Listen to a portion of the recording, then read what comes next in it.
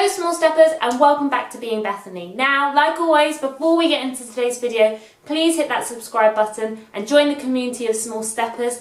Thank you for all the love on my last video. It was with my twin sister and you guys were really kind about it. It got lots of views, which I'm really happy about, and I gained some more subscribers as well, so thank you so much. Yeah, I'm really glad that you're watching, and I hope to team up with my sister a bit more. I think we might do some old twinny talks, so let me know if that's something that you guys would like to see. Yeah, thank you very much. Let's keep pushing, let's try and get to 100 subscribers, that would be really cool. So, today's video is kind of just a catch-up. You know, a spontaneous little chin wag, and just talking about some small steps that I've been implementing into my life and what has happened because of that, because sometimes I think it's nice to have a check-in. I've always wanted to do a bit more, okay, this one's not really a vlog as such, it will have little inserts of vlog material, but eventually I would like to do a bit more like that, but we're in lockdown and there's not much to do really, so I like to keep a balance a bit between kind of topics and my stuff, my life, because hopefully that will help you guys as well. Sometimes it's nice just to see what other people are doing as well. So yes, today's a bit of a catch-up, but before we get started, today I'm filming this, it is the 10th of March, and that's when the video will go out. So I need to say happy birthday to my brother Stefan. I hope you have a lovely day, and I can't wait till all this is over so I can see you properly and give you a big hug. If you've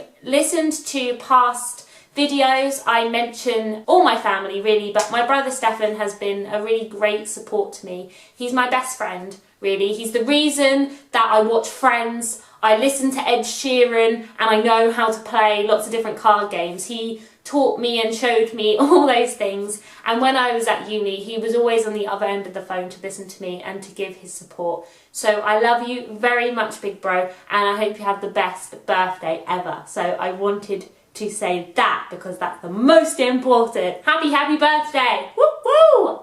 Also, I thought I'd show you what I got up to yesterday. So my sister showed me a new area locally to us to walk around.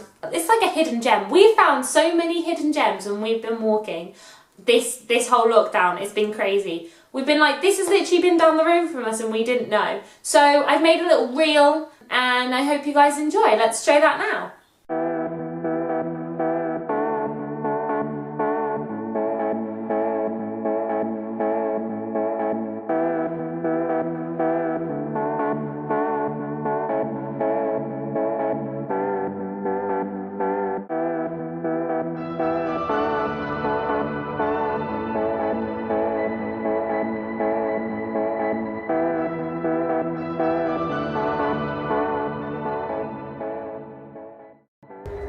Hey small steppers, so we're out on a new walk. Alicia's taking me on a new adventure today around my local area, which is really cool, and it's good because actually I was feeling in a bit of a weird headspace, so I ate some good food and then I decided to come for a walk and I'm feeling a lot better. So top tip would be to try and get out if possible, or make yourself some really healthy food. So yes, that was my small step yesterday, because before we went on that walk I had FaceTime my boyfriend and we were talking about different things and I guess talking about life stuff as well, so don't know if I just got a bit overwhelmed by that or if I was hungry, because sometimes that can happen. But I just had to take myself off to the bathroom and have a little cry. It really took me by surprise. Like, normally I have a reason or there's some sort of build-up. But I had my cry, then I made myself some food. I was like, Bethany, just eat. I think you just need to eat. And then we went for this walk. So it really helped to clear my head and just feel like I had a bit of purpose to the day. And I think it's good to remember that sometimes we feel like we have to get loads of stuff done in one day, and sometimes that's not possible, and I really beat myself up about it. It then makes me feel rubbish instead of enjoying the moments I could have had in the day. And it was really important for me to get outside. The weather this week I think is going to be not very nice, so it was important to get that last bit of sun for a little while. And I think I just want to remind you guys that if you have a day where you don't really do much but just look after yourself, then that's perfectly fine. perfectly fine, especially, you know, regardless of mental health issues or not. Please don't beat yourself up about it. I do it all the time, and I shouldn't. And then I think that makes me more anxious about doing things, or it makes me sadder about that I'm not getting anywhere in life because I've put everything on this one day to sort my whole life out, and that's just ridiculous, and it's just not possible. So if you have a day where you go, hang on a second, I haven't done all the things that I wanted to do, but you know what, I ate some good food and I had a nice walk, well, that's okay. So I wanted to remind you about that, and that was a small step I had to remind myself to take. So yeah, small step share number 1. Small step, oh, that's difficult to say. Small step share number 2 would be my latest food challenge that I've set myself. So I wanted to share that with you guys because I haven't really done any food videos for a while. So basically, I decided, where should I start in this story? So basically, I don't know, I lose track of what I mention here and there, but I've had some trouble with my iron levels and my vitamin D levels. And that was before Christmas, maybe around November time. And I had another blood test in like January, and I don't know if my body's being stubborn, but nothing had really changed that much. And I've been taking a lot of supplements. But I was also wondering to myself, why has my body been so stubborn? Is there another reason why my body's not absorbing vitamins and minerals like it should be? And obviously that was quite a lot after I had my consultation again with my doctor, so it wasn't something I thought to ask straight away.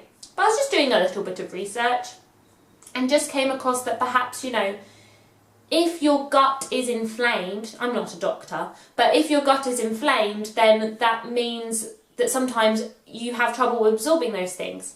And I do have quite a lot of issues with my tummy. I don't always eat the best food.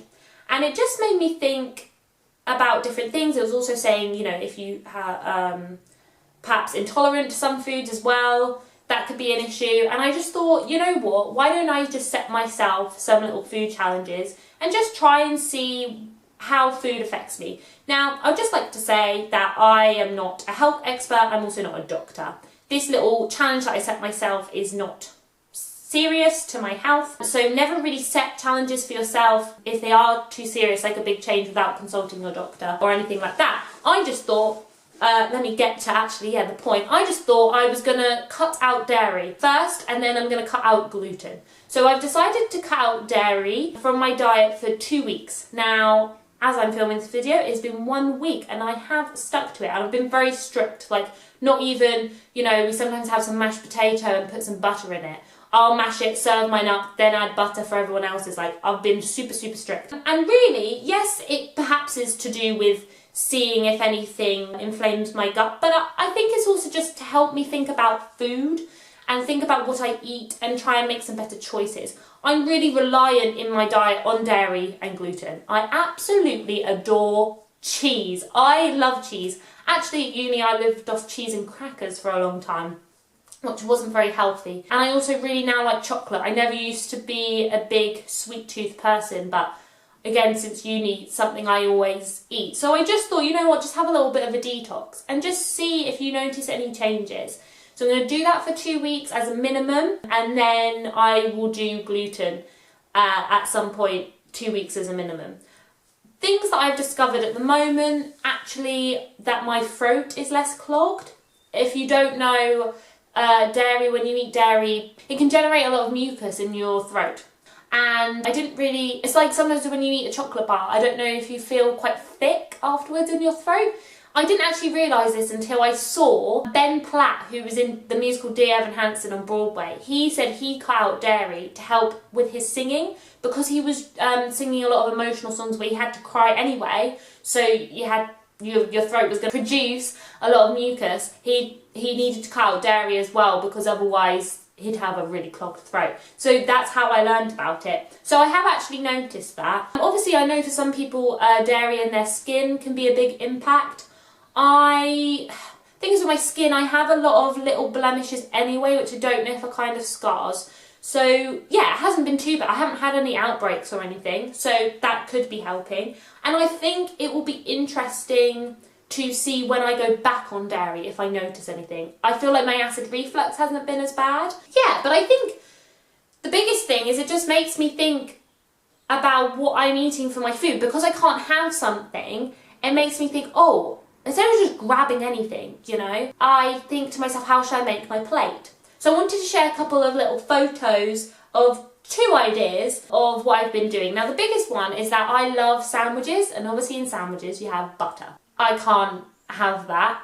So I was wondering what to do, and can't take credit for this one. My boyfriend gave me the idea. My boyfriend's name is Matt. I think I'll start calling him Matt from now on, instead of my boyfriend, because that sounds a bit like, I don't know, a bit showy-offy, doesn't it? But yes, he gave me the idea of a roll, and it's basically a prawn salad sandwich. So a roll, and you make guacamole basically. So mash up some avocado, add like chunks of pepper or tomato in there, and use that as the paste.